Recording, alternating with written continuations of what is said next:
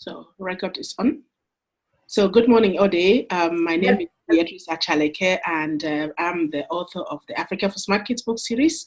And we're launching a campaign called 1 million books for 1 million smart kids. The intention is to get Africa and people of African descent reading in this year, 2018. So I'm very blessed to have you in the conversation today, all the way from Douala, Cameroon. Conversing between Douala and Cameroon, and between we're conversing between Johannesburg and Douala today, and I'm extremely excited. Would you kindly introduce yourself, please? Thank you, Beatrice, and thank you so much for having me here. I know the work you've been doing, not only in South Africa, but how you started in Cameroon and then in Austria. So that's a blessing for me to be here with you. My name is Odette Elikia Ebenyen Doumbe, and I used to be a journalist for many years in Cameroon. Then I moved to Toronto, where I worked against violence against women. And then I'm back in Cameroon now. Yes, and back in Cameroon, I know you. We've known each other for 20 years. And we knew each other through work, and we became great friends. And over the years, we have kept the friendship. And we have common dreams.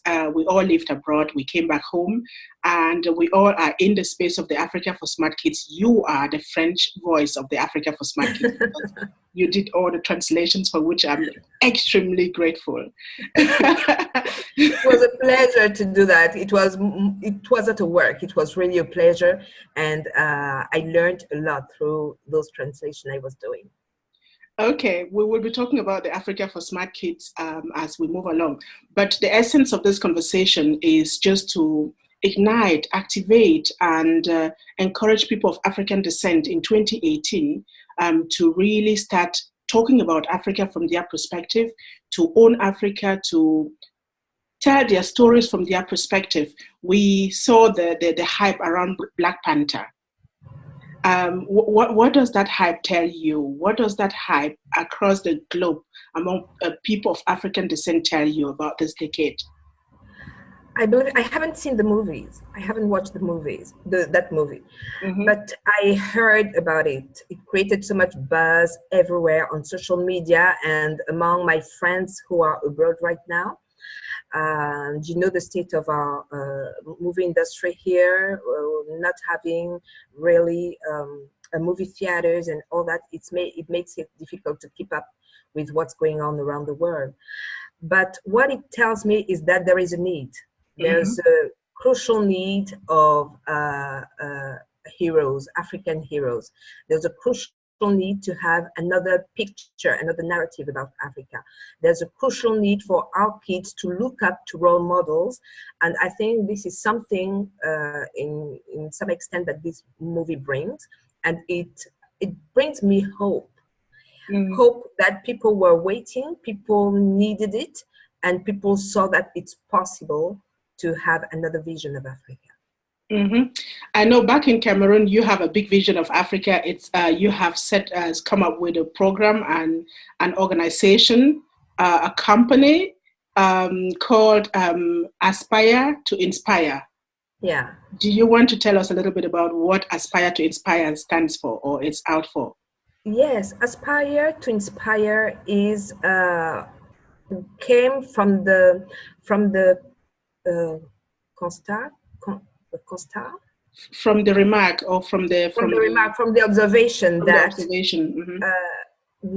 we really needed role models, especially our youth. I myself grew up without having real close role models I could look up to. And these youth today don't have any role models, especially in Cameroon.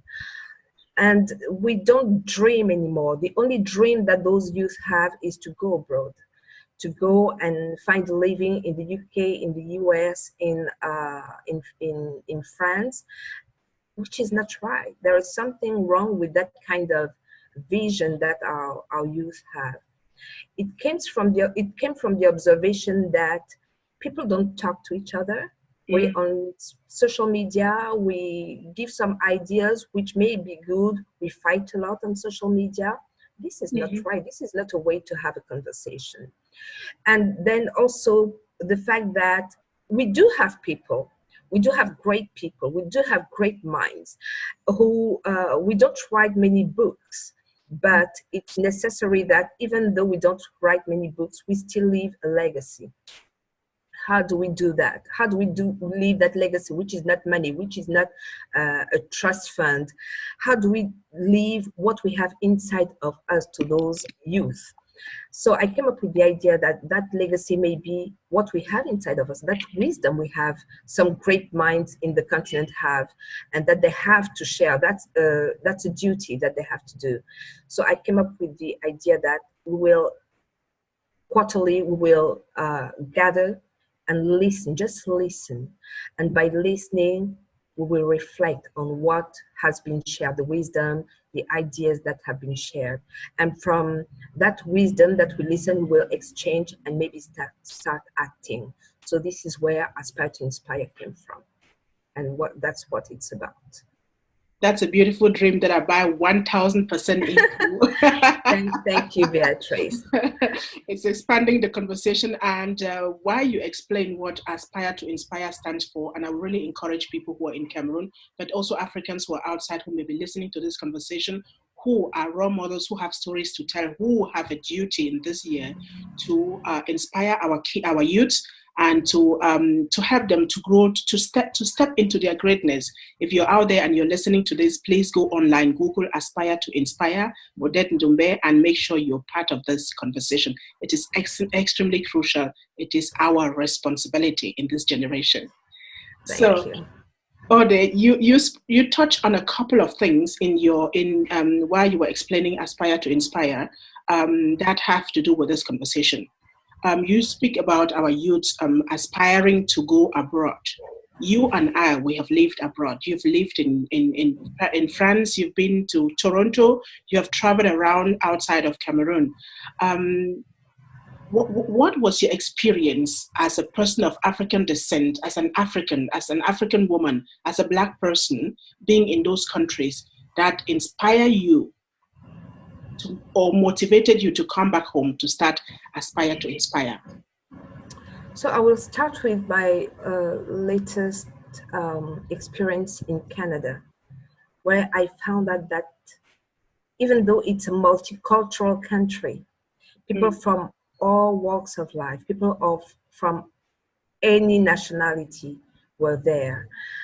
And Africans are not striving. It's sad to say, they are not. They are not celebrated as they should. It's true that Canada has instated the February as the Black History Month. Black History Month, thank you.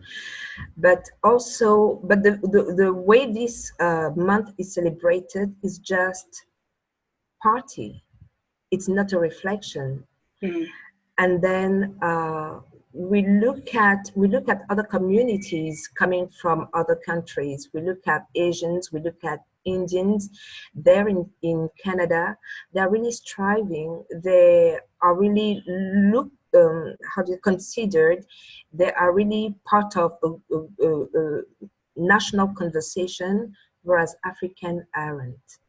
So this tells me something. And even the youth there in Canada, in Toronto especially, are not striving. They are not standing out. So I was wondering, what is it about us that we still are being, would I say, marginalized, or do we marginalize ourselves? Why is it that way? And then when I was doing some research about that, I found out that one of the main reasons why our youth are being aside the national conversation is maybe it has to do with them not being able to reconnect with their own culture. That research was saying that those youth who embrace their culture, those youth who don't leave it aside, are more have the ability of better integrating, they develop a sense of pride, they develop a sense of self-worth that makes them be able to converse without any complex with others. And this is not the reality of the African youth. There may be many reasons for that. There may be the reason that our immigration history is not the same as the others. There may be the reason that when we immigrate, most of the time it's for economic reasons. So when those parents move there with their family, they are more their priority is to earn a living. So by doing that, they also tend to leave aside in some way the education of their children. They don't have time to really prioritize the fact that their culture matters and that they have to transmit it and to share it with their children. So what happens is that those children lose in that immigration process, they kind of lose their identity. And by losing their identity, they create, they develop a sense of not being part of this world. The program, the curriculums in schools are designed in the way that Africa doesn't exist. And the story of African is really related to HIV or to war or to things like that. So this is the image of themselves that they have, which then make them be, how will I say that, have that complex of inferiority. And not being able to compete at the same level as others. Yeah, you touch on something very sensitive again there. The perceptions, the image, the self-image, the image that people have of us, people of African descent, and you related it to the consciousness of our sense of identity and culture, or the lack of that consciousness. What, in your opinion, do you think we Africans, especially those of us who see that need, what is it that you think we can really do to raise more awareness on the importance of embracing our African identity? What do you think we can do differently from the generation after independence? I mean, the generation of the African independence, they were very pro-African. They were very African in spite of the past that they had and the fact that they studied abroad. So what do you think we can do at this time to be able to change the perceptions and to give our children and our great-grandchildren the pride of being African, the sense of identity that will allow them to participate fully wherever they are in their Africanness? Do I have the answer? I'm not sure, but I have some a few ideas which may have already brought forward. I think that part of the solution is already what you, Beatrice, have been doing by writing books for Africa for Smart Kids.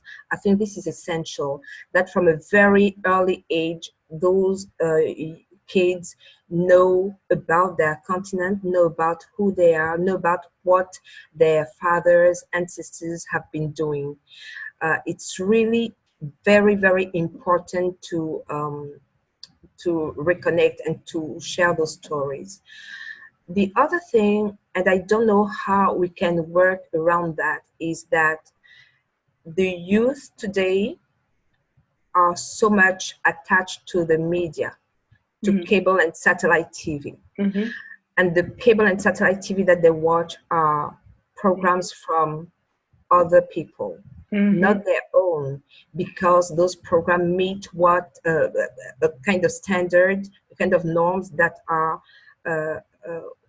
what the technical aspects of those programs are really well done, which is not the case in Cameroon, for example, where the lack of techniques, the lack of technicians and all that make our program very difficult to digest. So they are more attracted to these programs, American programs, French or UK programs and things like that. And and also because that's the trend, that's what they see.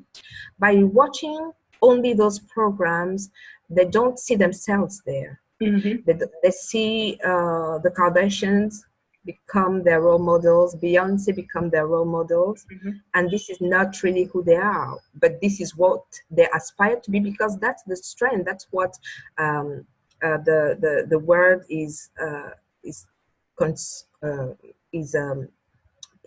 showcasing, and they want to be part of that word.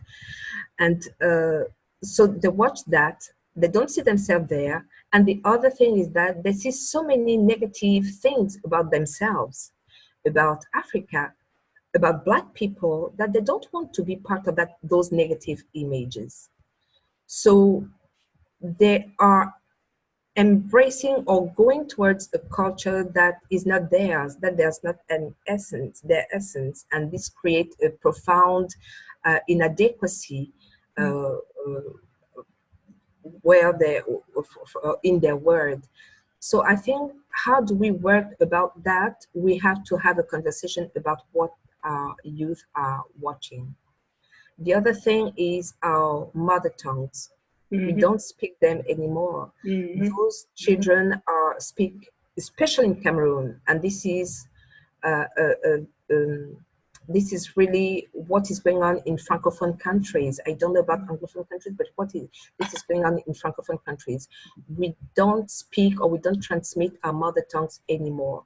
So some generations are completely separated from other generations because of the language barrier that shouldn't exist. So those are a few things that I believe should be a part of a conversation to bring change for our youth. Those are two very important aspect that you indicated. I must say something to you when you mentioned mother tongue. Our internet connection is unstable. I hope we're back online. This is what it takes to communicate between Johannesburg and South Africa and Douala or Cameroon. Odette, very quickly, you mentioned something about the mother tongue. I'll tell you, my daughter, she was born in Austria, and when I visited her recently, she told me she's going to sue me for 3 charges. Charge number 1, I didn't teach her my mother tongue. Charge number 2, I didn't deliver her in Cameroon. Charge number 3, I doesn't allow her to visit Cameroon. I don't take her to Cameroon once every year. Those are heavy charges. I told her I'm guilty. I'm very, very guilty. And I'm glad you touched on that aspect. You know, some of us parents, we really get overwhelmed with the foreign culture. We think being modern is speaking someone else's language. We are world masters in embracing other cultures. When we are abroad, we are forced to learn the language of the country that we're in. And so we have to impact that to our children for many reasons, which is not an excuse, which is really not an excuse. It's just an explanation. But when I see people from other cultures come to Africa, I don't see them learning our African languages, which drives back to what you're saying, that we really have to embrace our language. We don't have to point fingers. We just have to embrace what is ours and make sure that we impose it. Well, yes, we impose it. Why not? I mean, other cultures are being imposed on us. When I look at Nigeria, I see they are very unapologetic when it comes to their culture. Look at how their music has gone into the world music industry. It's thriving, and it's a success story. When you see them dress up, they dress Nigerian, their names in public. They don't say my name is Beatrice. They say my name is Choko and Mechoko, whether you like to pronounce it or not.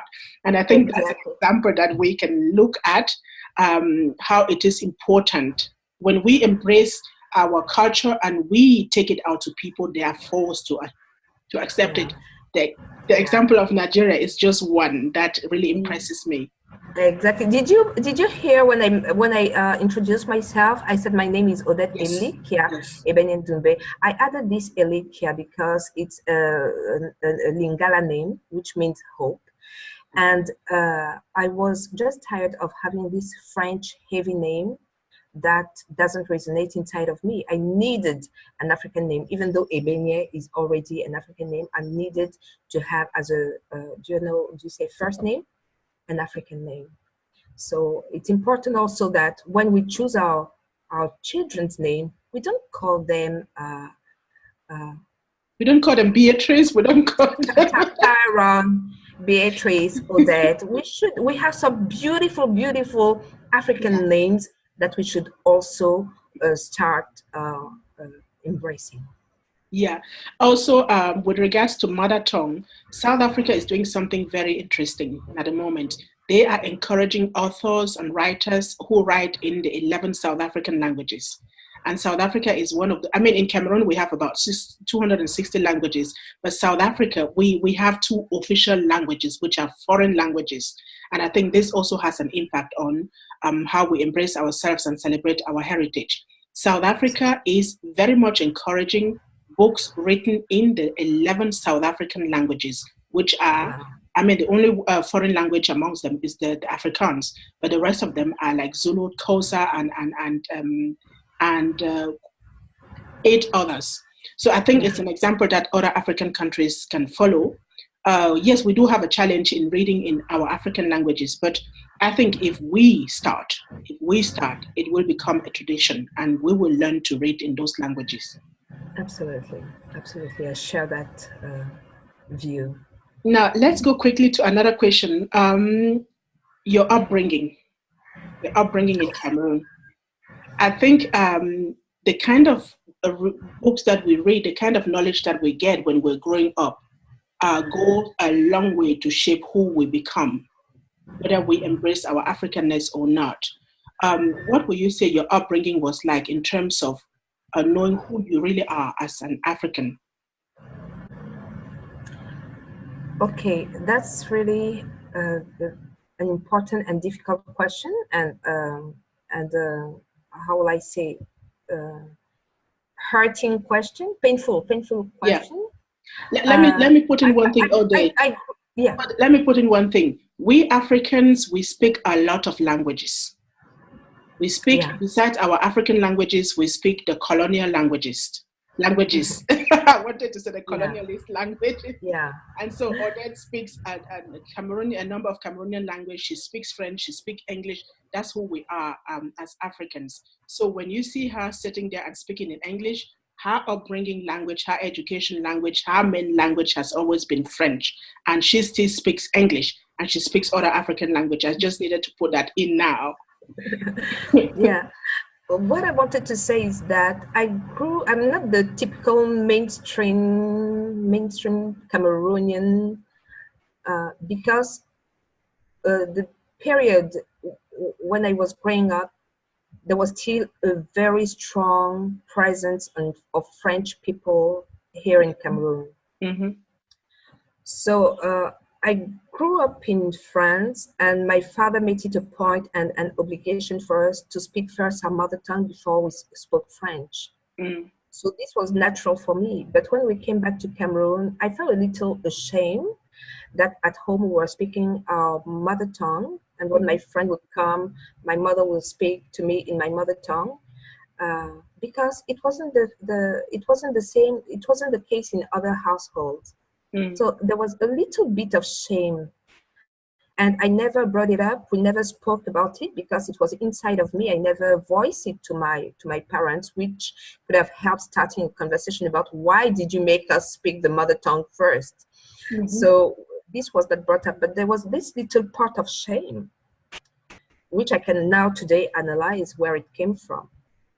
The other thing is that growing up in the 70s, the school I attended, because there was a very strong presence of the French people here, the school only had French curricula. So I knew everything about the French history and all that, nothing about Cameroonian history. So it was at a very late stage that I heard, that I was taught about Cameroon or African history. It wasn't until I was in grade 6, I think, that I read a book wrote by an African author, which was, I recall, Tales and Legends of Amadukumba, where there was stories of Luc Le Lièvre and all those. So it was at a very late stage, and I started being interested because those stories were so well written and the content was so interesting and wise that it started igniting something in me. And very later on I started learning, I think it was in grade 9 or 10, Shaka Zulu and the Negritude movement, Césaire, Senghor, and all that. So it was at a very late stage.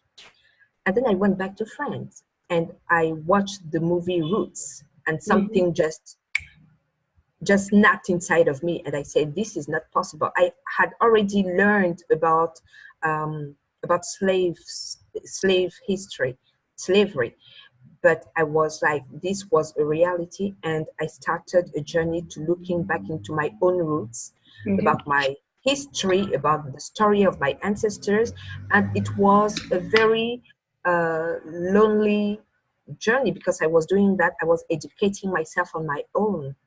So I started learning about myself, and I came up, what really helped me, that by learning my own history and the story of my ancestors, I decided that I was the daughter, not the daughter of victims, but the daughter of survivors, people who had built pyramids in Egypt.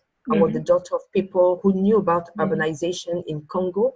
I knew about people who had the first universities where Plato's and other Greek philosophers went to study when some of those colonialists were still living in caves, barely living, coming out of their caves. So that was who I was. I wasn't a victim of some accident history. I was a daughter of survivors and great people.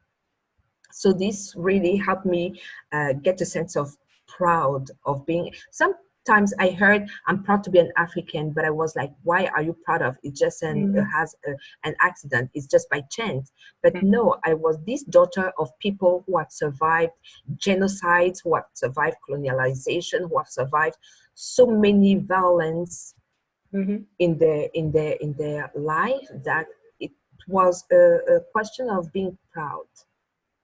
I love this conversation. You and I were of the same generation, so you touch on things that are like my own reality. Growing up in Cameroon in the 70s and the 90s, we attended school. We had two school systems, the French and the English. So there was nothing like a Cameroonian French system. And in the Anglophone system that I attended, we did European history, we did European literature. So you, at the end of the day, you understand the whole Europe. Okay, and you start relating like you come from there. You come from there, you're one of them. And when you get out there like we did, you realize that you can't belong because you just do not belong.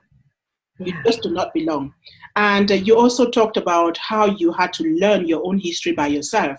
And what I love in that story is the pride that you felt after you learned the story by yourself, which means the things that school doesn't teach us, we can teach ourselves as long as we see the importance. School will never teach us about Africa. Like you said, school books in Canada, school books in Austria, school books in France, they give you a portrait, a picture of an image of an Africa that you already know, which is everything negative. So what you do when you do your own research, and that's the experience that I have since I started writing the Africa for Smart Kids book series, I write them first for myself because I have that hunger inside to know where I come from. I want to develop that pride that I want to be able to explain it to someone. And so I really love the way you go looking for your story and how when you find a story that doesn't fit in, like the story of enslavement, it was something that was done to our ancestors. So they were made to think that they are slaves, but they were captured and enslaved people. So when we watch those movies, we turn to be even more ashamed. We're more ashamed because we see ourselves always in that situation. And that is the case with most of the Hollywood films that we see today.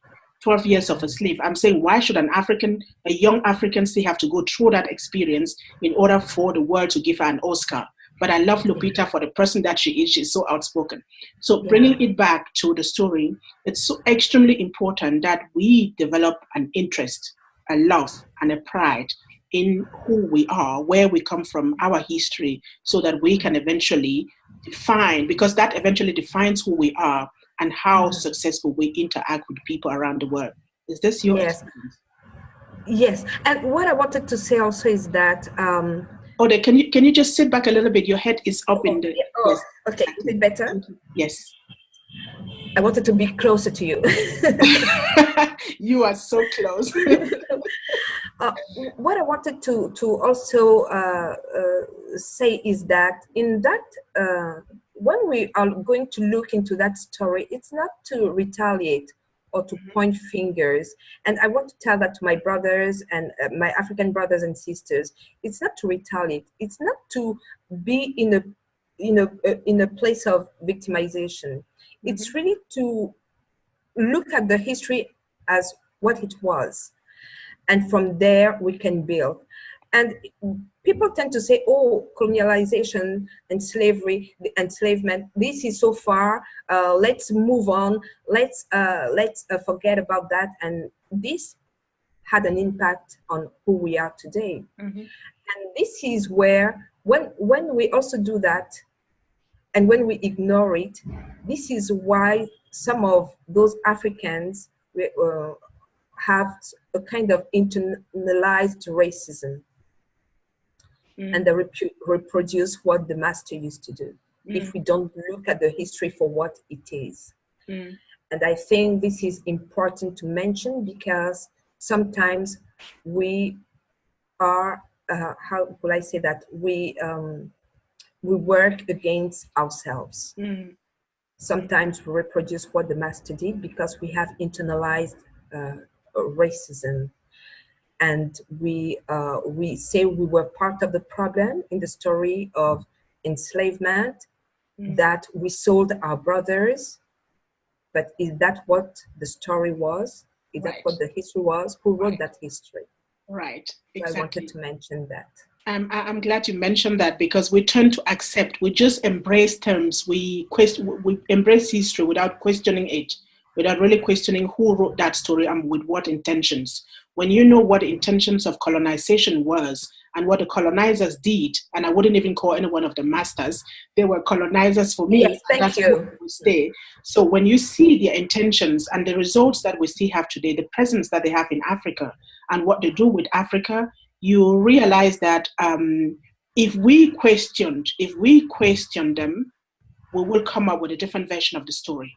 And the earlier we do, the better. That's why it is so important, like you said before, it is so important for us to start telling our stories. It doesn't mean that you should be a historian in order to tell those stories. It just means, like you said when you were explaining aspire to inspire, to listen to stories around you, listen to other perceptions, the other side of the story. Because I think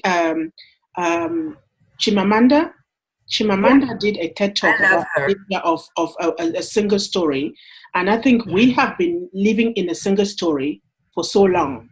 Be it the story of your family, the story of your community, the story of your country, the story of your Africa in the world. And I think it's really high time now that we tell those stories. I'm glad you're doing that in Aspire to Inspire, that we tell the stories of our heroism, that we tell the stories of how we succeeded, the stories of how we fought, the story of how we got our independence, the story of where our names come from, the story of why we celebrate certain rituals, the story of why it's important for us to speak our mother tongues. So I think if we tell these stories, they will go to build our African legacy, our heritage. And I see our kids, the generation born out of Africa is more sensitive about these things than those of us who are in Africa. So I'm very, very happy that there is an Agenda 2063 of the European Union that looks into, one of the aspirations looks into connecting Africa with its diaspora so that we can tell our story. So it's, for me, a very important framework. What do you think frameworks like the African Union Agenda 2063, which I think not many people know about. We Africans, we should know, and we should fill it with content. But also the UN International Decade of People of African Descent that was launched in 2015. We are 3 years into that decade. It's an international decade, and there's not much in there. it talks about slavery, it talks about discrimination, but we want to talk about a positive Africa. We want to talk about the important role that Africa plays in the world, economically, culturally, socially, and in many other ways. So what do you think about this kind of decade? And this year we're celebrating 100 years of Mandela.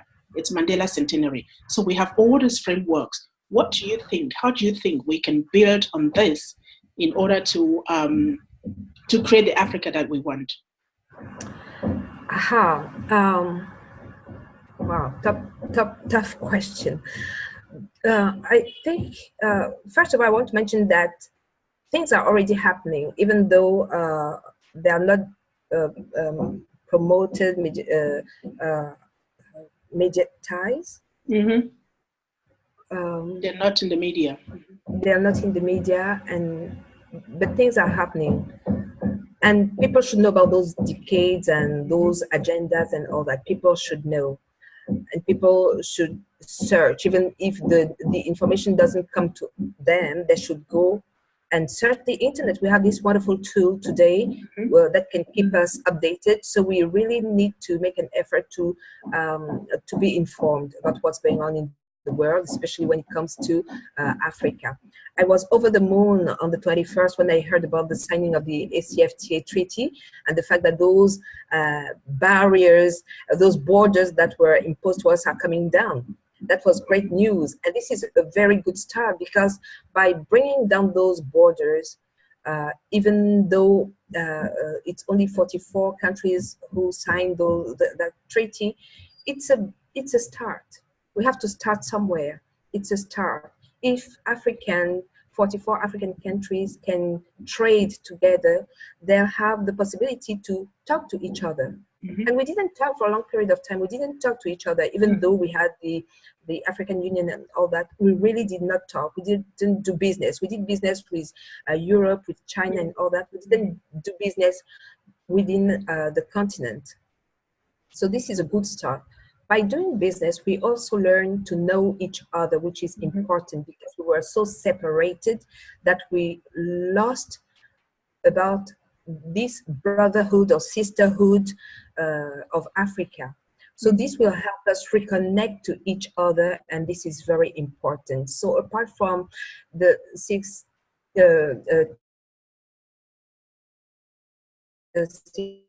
agenda, this is a very good start. Hello? Yes, I'm getting you, Odette. Okay. Yeah, this is a very good start, that the borders are coming down and we are becoming one, more and more one. And that will make us stronger, I believe. Mm-hmm. Can you tell us a little bit about... I'm not sure if I've answered your question. You definitely have, but you mentioned that treaty, and I think people listening to us, they want to know a little bit about the treaty. Can you just say it in a few words, what it is and what it means?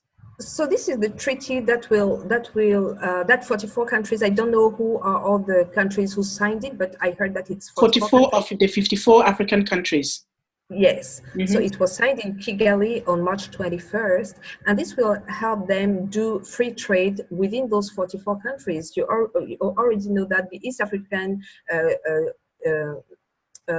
community had also signed years back a treaty which allowed them to move from one country to the others. I know Rwanda and Tanzania and Kenya and Uganda and those eastern countries. I think is that the community of the economic community of East African countries. Yes, so they had that kind of e-visa that allowed them to travel without any visa need from one country to the other. This time they have the ability, those 44 countries have the ability to commerce, to do trade together. And I believe this is a great start. So it's something very new. We are still in the March. It was signed on the 21st of March this year. Africa stand, Africa arise. Let's go a little bit. You've been into media. You are a media person. What role do you think media plays and should play in? What role do you think media played in the perceptions that people in strengthening the perceptions that people have about Africa and Africans, And what do you think they should be doing or they could be doing if we need to change those perceptions?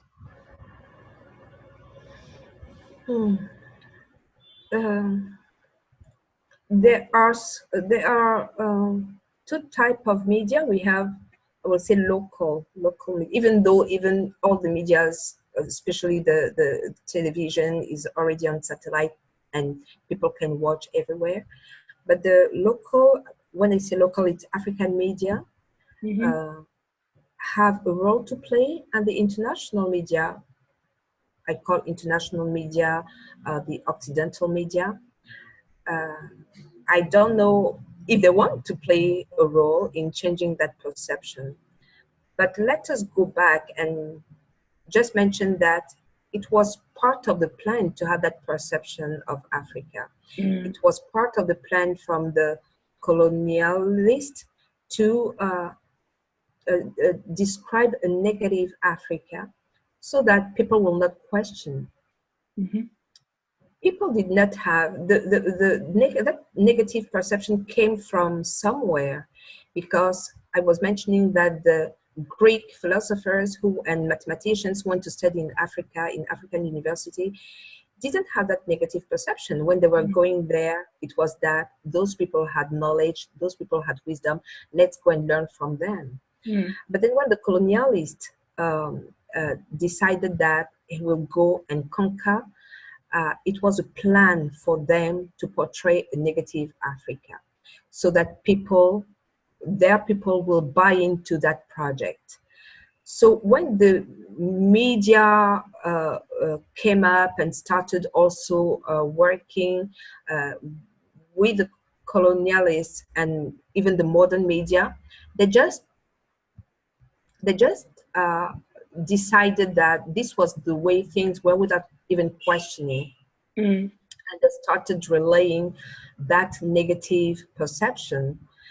And I think that really contributed in building the racism. And people who came after that were just ignorant, and they didn't learn, and they how will I put it? They didn't question. So people who still relay this negative perception of Africa are just, I believe, they are just ignorant. They are just, they don't question. And so this is the Occidental media I'm talking about. I don't want to generalize, but mostly it's what they are and how they function. They don't question, and they just relay those negative things. And there is still a project on Africa, because Africa is so wealthy, so rich. So it has to be made believe that we cannot do anything on our own, because look, we're just so focused on doing war to each other's, fighting to each other's. So it leaves all the place for others to come and bring peace, to come and bring help, to come and stop the war in any means necessary. And by doing that, while doing that, we know what they are doing and how they are still taking from us. So I get you. Yes, go ahead, Ode. So some of the media are part of that still ongoing project. For the local media, and I mean the African media, we really need to wake up. We really need to wake up. We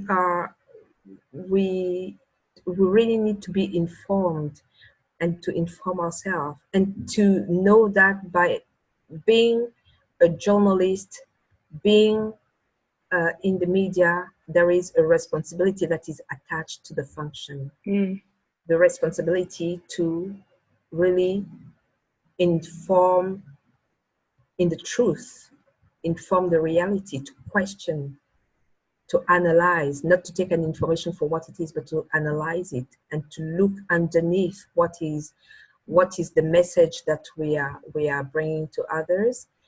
And and it's a responsibility that people always don't see. I look at the function of journalist as the function of a doctor. It's very, how will I say, ambitious to say that, but I look at it like that because the diagnosis we, as media person, we put on our continent is the same diagnosis that a doctor will put on an individual. And if we don't put the right diagnosis, if we don't really analyze, what is underneath, why is this illness coming from, what are the symptoms, what do they mean? If we don't do that, we don't bring any solution. So I really compare, and really, the doctor has a responsibility in not in giving the right diagnosis, at least in giving the right diagnosis. And he signed a Hippocrates, how do you say, he swore the Hippocrates sermon. So the journalist didn't sign a swear anything, but at least he has to work in the truth and has to work in looking at what is underneath the information he's delivering.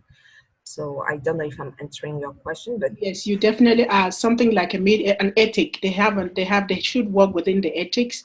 And I really love that metaphor of the doctor with regards to the media and the idea of questioning. I also noticed, I like when you say there was a project and that project is still ongoing. When you really look behind history, you flip the coin to look at the other side of history, you see the immensity of that project and why it is so important. It is so important for us Africans to question history, to go beyond the surface and to find the reasons why things are the way they are over the years.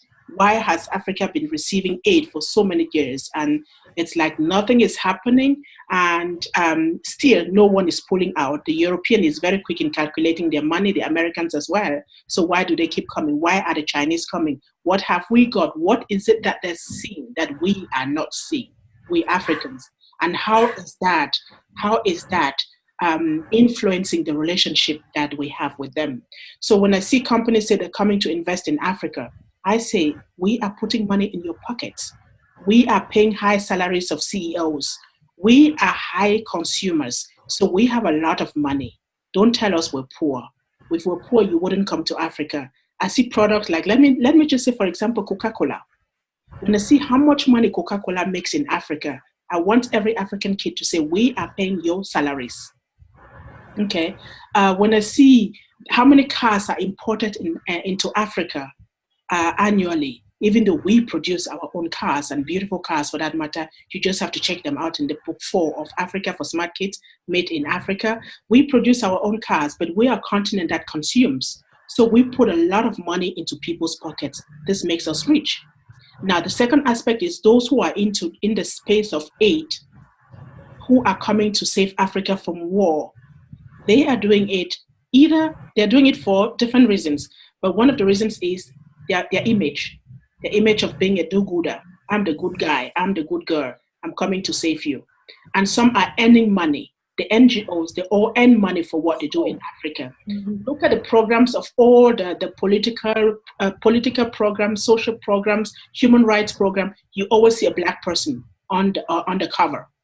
So meaning we are paying salaries. We are creating jobs. Okay, people put out in misery, and we use the misery to create jobs to pay their salaries. So I think we just have to wake up to analyze things and explain them from our own perceptions, from our own perspective, in a way that allowed us to be proud of who we are, to know what we bring on the table when it comes to world economics, when it comes to wealth creation, when it comes to being rich, when it comes to being acknowledged, and when it comes to being a global player. I just think it's a question of looking at everything that is on the table from our perception and writing it and telling it from our perspective in our own yes words. and when we point those things, it's not that we are conspiracy theorists. No, because people are very fast to say that, to label you as a conspiracy theorist, but it's just to really be how I say, awaken, to Vigilant, really be just being awakened, vigilant, being vigilant realistic, about being exactly. alert, being smart. I mean, others are doing it. Why not we? And it's also not to go at war against other people, but it's just to be, as you say, to look at things from an African perspective. There was a project when they came. Has anything changed? Not sure about that. And that being vigilant is also look at those things that they bring us, these modern products that they bring us. What is the counterpart? The food industry. Why is it that we're now consuming things that are increasing the Processed cancer, food. Let's the call it processed food. processed foods and all Yeah. that? This industry, why are they so eager to send them, and why are we eager to import those things? So we have to be vigilant, and when the world already knows what is the problem with processed food, so we have to be very vigilant about what's going on in the world today. I think we can talk and talk and talk and talk. We may have to do another conversation again. For this one, are you still here, Ode? It looks like you're frozen. This is what it takes to do a conversation through the internet between Johannesburg and Douala. Sometimes you get these freezes, but then we are determined that no distance and no amount of freezing, no amount of network breakdown is going to keep us away from doing this conversation.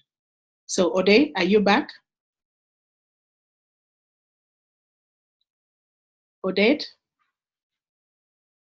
Okay.